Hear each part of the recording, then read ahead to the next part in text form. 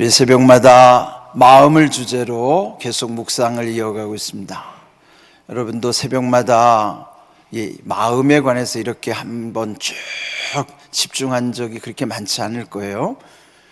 저도 이번에 이 마음에 대해서 묵상하면서 이렇게 여러 가지 측면을 하나님 마음에 대해서 우리에게 말씀해 주시는구나.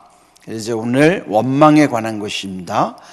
우리 여기 앞에 있는 것처럼 모든 일을 원망과 시비가 없이 하라. 올해 우리 교회의 중요한 관심사항인데, 여기서 말하는 원망은 서로에게 원망, 이제 관계에 있어서의 원망인데, 오늘 여기서 원망은 나의 자신에게 있어서 나에게 국한해서 그 원망을 여러분이 잘 좀 이해했으면 좋겠습니다. 오늘 주신 말씀을 보시면은, 지식 없는 소원은 선하지 못하고 발이 급한 사람은 잘못 가느니라 그랬죠. 여기서 보시면 지식이라고 하는 것은 이제 우리 영성에 있어서 말씀의 지식으로 상징적인 표현이죠. 즉 그 지식은 말씀으로 또 이해할 수 있겠고, 소원이라고 하는 건 기도예요. 하나님께 드리는 기도. 발이 급하다 할 때 발은 행동하는 거예요. 그런데 우리는 보면 행동이 먼저 앞설 때가 많죠. 그런데 여기서 보면 우리의 삶에 있어서 우선순위가 있어요. 가장 먼저 해야 될 것, 최우선이 무엇인가? 그것이 말씀이어야만 한다는 거예요. 다시 말하면 말씀이 없이 기도하는 것은 선할 수가 없고, 또 말씀과 기도 없이 행동하는 것은 급하게 가기 때문에 잘못되기가 쉽다 하는 것입니다. 그러니 우리에게서 제일 중요한 것은 말씀 속에서 깨달아지고, 말씀을 의지하여 기도하면서 말씀과 기도 가운데 순종하는 것이 최선의 길이에요. 최우선의 길이기도 하지만 최선의 삶이기도 한 것입니다. 그런데 이렇게 되지 않을 때 사람은 미련하기 때문에 자기 스스로 자기 길을 굽게 만들고서 마음으로는 하나님을 원망한다 하는 거예요. 이 원망이라는 것이 궁극적으로는 하나님을 원망하게 돼 있어요. 그게 이제 처음 죄를 지을 때부터 그런 일이 일어나게 되는 것입니다. 왜 그럴까요? 여기서 표현한 대로 인생은 한없이 어리석고 미련하기 때문입니다. 그래서 잠언 14장 3절에 보시면, 미련한 자는 교만하여 입으로 매를 자청하고 지혜로운 자의 입술은 자기를 보전하느니라. 그러니까 미련하다는 것, 즉 어리석다는 것이죠.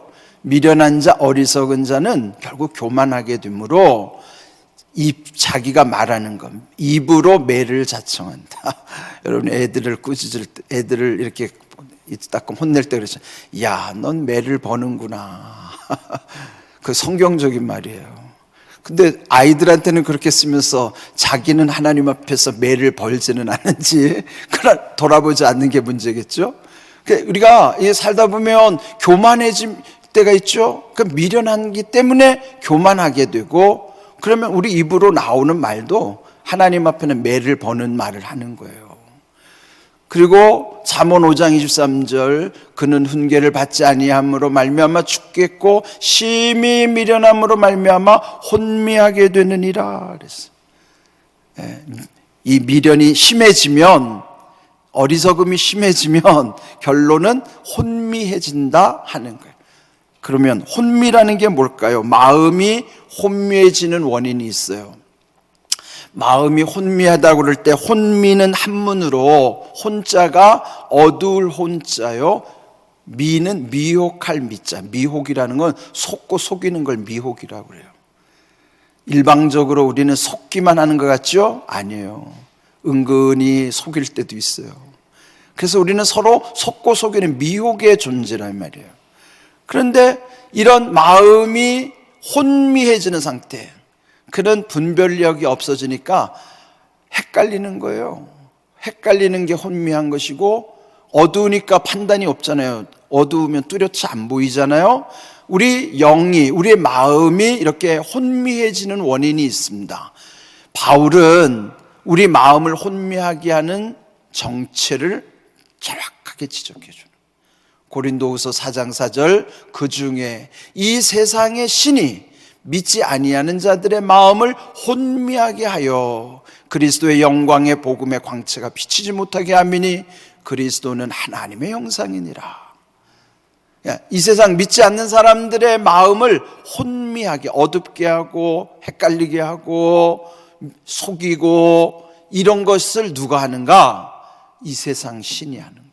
그게 뭐예요? 그 정체가 마귀라 이 말이죠. 우리는 이 영적 실체를 분명히 알아야만 하는 것입니다. 그렇다면 이 원망이라고 하는 것이 쉽게 말하면 탓하는 거예요. 남을 탓하고, 그것은 책임을 떠넘기는 거, 책임 회피. 그것은 결국은 죄의 모습입니다. 처음에 죄가 선악과를 범함으로부터 시작되잖아요. 그래서 우리 이제 지난번에도 선악과에 대한 말씀을 함께 나누었던 것처럼 선악과를 범한 이후에 이들이 하나님 앞에서 이제 서로 책임을 회피하는 거예요. 아담은 하와에게, 하와는 뱀에게. 하나님이 아담에게 물어요. 너가 왜 선악과 먹었느냐 그랬더니 창세기 3장 12절 이렇게 말하는 거예요. 하나님이 주셔서. 누구를 탓하는 거예요? 하나님을 탓하는 거예요. 하나님이 주셔서 나와 함께 있게 하신 여자, 이 여자 때문에, 이 하와 때문에 그 하와가 그 선악과 열매를 내게 주어서 내가 먹었습니다. 책임을 누구에게 넘기는 거예요? 먹기는 자기가 먹고 탓은 하와 탓을 하는 거예요. 근데 이 앞에서 중요한 게 뭐냐면 그 하와를 누가 준 거예요? 하나님이 주셨잖아요. 누구를 탓하는 거예요? 하나님을 탓하는 거예요. 예? 책임을 하와에게 떠넘기는 것 같지만 하나님께 책임을 회피하는 거예요. 이게 뭐예요? 죄예요. 그게 탓이고 원망이 거기서 오는 거예요. 그러니까 원죄의 시작이 원망이란 말이죠. 그래서 여러분, 이 원망, 우리가 쉽게 남을 탓하고 원망하는 것, 이거 함부로 하면 안 돼요. 그래서 야고보서 5장 9절에서 우리 함께 읽어보겠습니다. 형제들아, 서로 원망하지 말라. 그리하여야 심판을 면하리라. 아멘. 여러분 새기셔야 돼요. 예? 원망하는 거는요, 하나님께로 원망하는 것이 되지만 결국은 그 심판을 당하는 요인이 되는 것입니다. 옛날에 보면 천주교에서 내 탓 운동을 했죠. 내 탓이요, 내 탓이요. 천주교에서 반성하는 것 중에 하나는 내 탓이요를 자기 탓으로 진짜 돌려야 되는데 남들 보라고 자꾸만 내 탓이요, 내 탓이요. 아니, 자기한테 적용해야지 왜 남들 보라고 그거를 자꾸 써놓습니까? 예? 여러분, 이게 우리가 다 이렇게 책임을 회피하는 거예요. 내 탓이요라는 말까지도 너 이거 봐봐. 남들한테 적용하려고 하는 거예요. 여러분, 이 원망은 결국 심판에 이를 수밖에 없다고 하는 사실, 여러분, 이게 아주 위험한 것이고 조심해야만 하는 것입니다. 자, 그렇다면 오늘 주신 말씀을 통해서 지식 없는 소원은 선하지 못하고 발이 급하면 잘못되는데 결국 사람이 미련하여 자기가 그르치고서도 결국 마음에서도 하나님 원망한다 그랬죠. 여기서 중요한 게 뭐예요? 우리 삶의 우선순위가 중요한 거예요. 말씀이 우선이고, 그리고 말씀을 의지하고 기도하면서, 그리고 그 말씀과 기도 가운데 순종해야 되는 거예요. 왜 말씀이 우선인가 하면 말씀 속에는 어떻게 기도해야 되는가, 기도의 제목도 말씀 속에 들어있어요. 근데 말씀이 깨달아지지 않고 기도하면 하나님의 뜻과는 상관없이 자기 욕심만 구하는 거예요. 그런데 또 기도하다 보면은 그 응답이 말씀 속에도 있어요. 그래서 말씀이 중요한 거예요. 말씀은 기도의 제목이 담겨 있을 뿐만 아니라 기도한 것에 대한 응답도 말씀 속에 있기 때문에 말씀이 제일 중요한 거예요. 그래서 말씀이 제일 우선이고, 그리고 기도하면서 그리고 순종하는 것이 이 우선순위예요. 그런데 우리가 어떤 일을 할 때 이 우선순위, 영어로 프라이오리티라고 그러잖아요. 프라이오리티, 이 우선순위를 잘 분별하는 것이 지혜예요. 우선순위를 정할 때 대개 이 세 가지 기준이 선후, 경중, 완급의 문제. 선후라고 하는 것은 제가 일부러 한문의 뜻을 다 적어놨어요. 먼저 할 것과 나중 할 것을 분별할 줄 아는 거예요. 그럼 먼저 할 것을 먼저 해야지 뒤바뀌어가지고 나중 할 것부터 하게 되면은 이게 혼란스럽잖아요. 선후의 문제가 분명해야 돼요. 그 다음에 경중, 가벼운 것, 무거운 것. 물론 가벼운 걸 먼저 해야 될 때도 있지만 여기서 중요한 것은 중요한 것을 먼저 하고 덜 중요한 것은 나중에 하는 거예요. 그 다음에 완급의 문제. 완이라는 건 느린 것, 급은 급한 것. 그러니까 천천히 해야 될 것과 빨리 해야 될 것도 구분해야 되는 거예요. 그러니까 이런 우선순위의 문제, 선후, 경중, 완급이 우리 삶에서 중요한 거예요. 그런데 이런 것이 혼미해지면, 우리가 미련해서 혼미해지면 이 순서들이 뒤죽박죽 돼서 결국은 일을 그르칠 수밖에 없게 되는 것입니다. 중요하니까 한번 따라할까요? 선후, 경중, 완급. 이 선후, 경중, 완급이 이걸 깨달아지는 게 지혜예요. 그게 어디에 나오냐면 말씀 속에 있어요. 여러분, 어리석은 자에 대해서, 미련한 자에 대해서 종합적으로 적어놓은 데가 잠언 26장이에요. 한번 관심 있는 분들은 집에 가서 잠언 26장 보세요. 미련한 자들의 종합 세트가 다 나와요, 거기. 예? 한번 집에 가서 참고해 보세요. 어떤 미련한 자들이 거기 다 기록되어 있는가. 예? 여러분, 그런데 여기서 제일 중요한 거는 먼저 해야 될 건 나중에 해야 될 것을 분별하는 거예요. 성경은 우리에게 마태복음 6장 33절 그런즉 너희는 먼저 뭐 하라고요? 그의 나라와 그의 의를 구하라.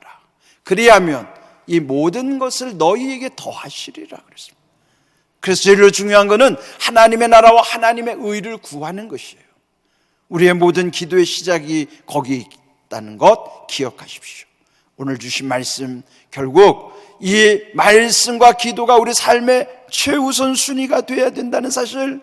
그래서 디모데전서 4장 5절 말씀처럼 하나님의 말씀과 기도로 거룩하여짐이라.